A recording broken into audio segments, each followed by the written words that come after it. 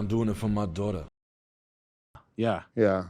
It's interesting to watch Netflix like to do shit like that, where they're like, anything, we'll do boxing, we'll do anything. Well, I think it's they don't even give a shit. Like, even a bit with the cancel culture shit, Netflix doesn't really give a shit until it's a problem. Then they'll just fucking, you know, they'll be like, all right, fuck you, delete it, peace. I don't give a fuck.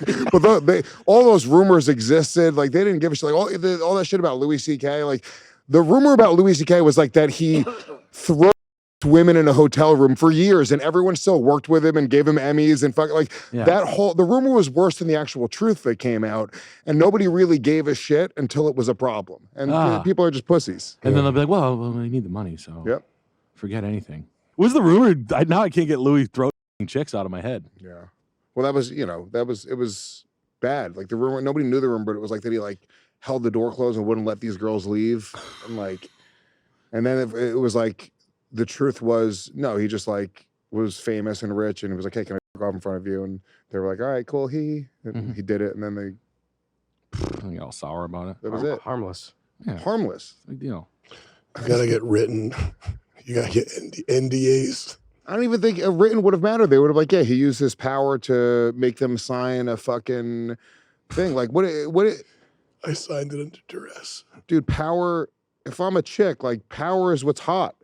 I want hot power. Yeah, in my hand. Your own hand to throw it at me. I don't care. You're powerful. That's what it is. Like, power is on a dude is like big tits on a chick. Yeah, she's got you anyway. I mean, Sarah Silverman crawled up there and ate some out of a hand. You know, her goofy ass fucking. Oh, yes, so Louis. Like, she's like, oh, what? I'm so disappointed in you, Louis. I think about that a lot. Co-headlining? No. It's sort of. Sort of. Sammy's doing it. I know. Nick does like 20 minutes. Yeah. I suck at stand up. I do it. No, I'm not good at it. No, you don't. I'm okay, but like it's not my it's okay. It's like you know how to lift weights, but your form is like wonky. You know, I know how to box, but I don't know. You're getting the weights up, but you know. Yeah, like my left is fucked up. You know, like my right's okay, but my left is like this. Well, that's it. You said it yourself. It's just the fucking reps. Like, honestly, you're a funny motherfucker. Like you'll never be able to learn, right? So being funny is the killer key component, and then the rest is like stand-up is kind of like, you know, it's harder to be funny, I think, off the cuff when the cameras are on than to hone a set. I agree. You know? The reps are it's just going up. I think what has to happen is I was watching Louis C.K. on Rogan, and he was talking about how when you're really present in the thought that you're trying to convey, as opposed to just trying to remember the joke. But if you're really thinking about Oprah using lasers to kill people to buy real estate, like you're actually thinking about that is the thing that you're thinking about. You understand what I'm saying? Yeah. Like, is that good or bad? It's good. Good, stay in the thought? You have to really be like, what's really funny about Oprah killing these people? Like, really think about it until it like tickles you, you know? Okay. As opposed to, what's the next punchline? What's the next thing? Like remembering. You did one set where it was like as funny as anything that you would watch. Like it was like as funny as anybody's special. It was the one where you were having the most fun and you were laughing the most and you were like engaged with the audience. I think Austin. I probably told you. Yeah. I probably came up to you after and told you. It was Austin, and then Montreal last week. It was an okay set of the second one. Yeah, I mean, I think what you're talking about is, you know, you're talking about, you know, like actually connecting with the audience, actually having fun, actually having a good time. So when the beginning, especially, you get nervous and you're like, oh fuck, I'm in a new room. There's maybe the last guy before me didn't do well. You're like, you get in your head, and then you put your hand in your pocket and you kind of sit back and you go, well, I have my words that I can depend on. I know that these string of words will get me laughs. And you're just not really projecting anything. I watched fucking Sebastian Maniscalco in Las Vegas, and it was one of the best sets I've ever seen. I'm not even a big Sebastian Maniscalco fan. I never gave a shit about his shit. But I just watched him, like, it was such a cool, like, learning experience. I watched him, like, it was in a big theater. He made eye contact with everybody. He made eye contact with me, like, 6 times during the set. No, sure. And I watched him just, like, purposely trying to connect with everybody in such a different fucking way, right? And he almost had, like, because he's so physical, like you watched it like it was like choreography, dude. He'd hit certain beats and his body would move in a certain way and it would like be like an accent to the joke, right? Yep. He would turn his head this way and it would hit a punchline. And it was just really sort of interesting to see the other like side of comedy. Sometimes you see people would do it with like voices. Sometimes you see it with people, you know, they'll do it with you know, just, you know, certain words, certain curse words will bring out a joke and make it funnier because you throw a fuck in there or whatever. But yeah, it's definitely like, it's much more than just saying words. It's like when they talk about like finding your voice, Yeah. you know, the same reason that you're fucking funny, or like in the 9th grade that you were sitting at a lunch table and you were the funniest motherfucker amongst your friends. Yeah. The same thing that made you so funny, if you could tap into that for everybody to see, like that little fucking kid where it wasn't, you weren't like, oh, I gotta let me write this down, or let me save this for the podcast, or like any of that horse shit where it's just funny for the sake of being funny. If you can find that, then it'll fucking, It'll come naturally. that little fucking kid in you that's still, all the immature fucking, the funniest version of you is you at all of us at 14 or 15 years old. Yeah. Then life hit us and we stopped being as Joy funny. and exuberance and connecting with people. Yeah. It was the best. I like the fun part about that, I didn't know, because like we've always poo-pooed on fucking stand-up like 10, 15 years ago. It's like, sketch is so hard, because we were like, sketch. Yeah. I mean, Sam and I went to UCB fucking theater, like improv classes for like 6 weeks. Yeah. And thought that it was going to be like TV, camera. So we've been on camera for fucking 10,000 hours. It's just like that sketches are funny, right? Watching like Amy Schumer's. It's totally different. It's totally different. It's just different animal. It's not at all the same thing. It's not even related. And then you thought it's not even related. It's not. Yeah. It's honestly, it's not even. It's like cheeseburgers and cars. Like they don't really go together. It's Sketch comedy and stand-up comedy are not even related. Like you write a different beat. You have tone. You have camera angles, lighting. You have costumes. All kinds of weird shit that you don't think about. That's the best. It's not even the same language. No. It's two different complete. You know. You write it differently. Yeah, it's as sketch is as far from stand-up as stand-up is from boxing. Yes. It's, I mean, we're talking about like, it's just a different thing. In stand-up, you have to have this, and I was like, it's just fucking, like you watch like lazy comics, or we think it's being lazy, and then you're like, well, you obviously got to a comfort zone with these people are not enough of a comfort zone for you to be lazy, so you must be good.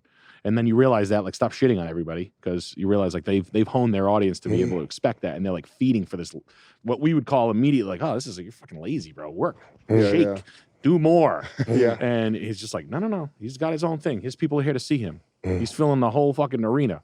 And then you're like, shit. And then you get by it, and then you're like, all right, well, I have to. You guys do this thing. Well, stand-ups will do this thing where it's like, da-dum-bum-ba-dum-ba.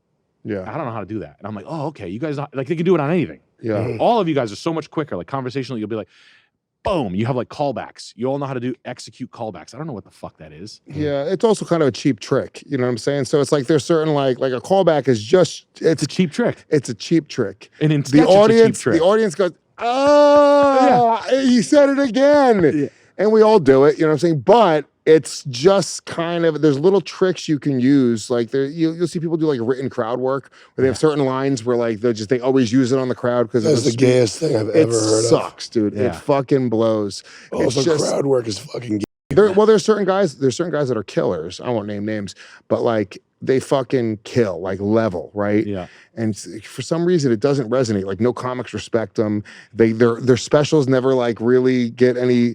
Yeah. And there's a couple of guys that I'm thinking of specifically, and that's exactly what it is. They use the cheap tricks. They use that like the written crowd work, or they use like the little cheap tricks that every comic that's good recognizes, and that's everything. It's not like once in a while you're using a cheap trick. You're having a bad thing at a comedy club one night, and you throw something out there because you know it's going to get a laugh. Your entire thing is just being fucking. It's genuinely fucking hacky. It's as simple as that. Because if you were on camera, we're doing a sketch together, and you threw out like a word trick, Yeah. that's like in like it's like it's so fucking easy. You're playing that game. Yeah. Like I want to see you turn into a different be a cardboard box, and you're like, what the fuck is he doing? Like he's a cardboard box. The wind's blowing, and you're doing actor shit. That's weird. That's harder. Cheap tricks, and then you get to stand up. You're like, oh, I was just having this conversation with my wife, and I was like, in comedy, in stand up, it's kind of like a flex if you're good at it. If you're good at it, it gets laughs. You're winning. Like I always hear stories about people murdering. I'm like, I guarantee he's just fucking hammering the crowd. Like Joey Diaz is probably like a machine gun. I mean, Joey murders. You got to watch Patrice and you got to watch Dave Attell. Those are the only two you got to watch, in my opinion. Like if you want to just see how it's done, where it's like there's none of the like all the. Like just none of the parlor tricks, none of the bullshit. They don't need any of that. Like it's just like Dave Attell is just the best joke writer of all time. None of it's real. None of it's about real life. It's just absurd observation, joke, just great. And then Patrice is just the fucking greatest observational comic in the world. Observation, I'm sorry, but like philosophical comic, like in the world, like just like understood how to like he just say shit that it's just not even true, and he could just through the process of funny, convince everyone in the fucking room that women aren't shit. He's just like, dude, it was like just watching Patrice work, and I got to watch him work a lot while he was alive, and I watched Dave Attell work a lot. In my opinion, those are the only two that you really need if you want to fucking, and they're so different as well. It's just like the two absolute best. Everything else I think you're going to watch, and it just, you pick up negative. You're just. I think it's almost like I don't even really watch that much stand up anymore. I'm gonna stop watching Matt Rife and I'm sure he's fine too. Great. You know, like I don't know. You know, good for him, man. He's fucking making millions of dollars. Got fucking chiseled abs. I would love to have chiseled abs and make millions of dollars. So that's the same.